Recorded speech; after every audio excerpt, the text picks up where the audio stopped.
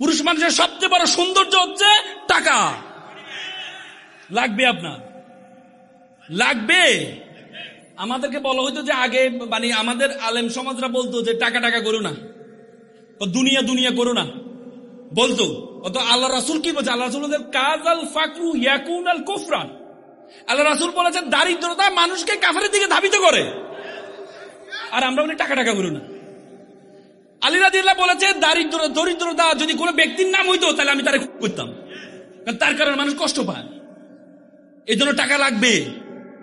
আজকে একসময় আরবরা আমাদের যে সাতগাঁও চট্টগ্রামে আসতো, সিন্দাবাদ দেখেছি না আমরা, ব্যবসার জন্য আসতো, এসে ইসলামের দাওয়াত দিত।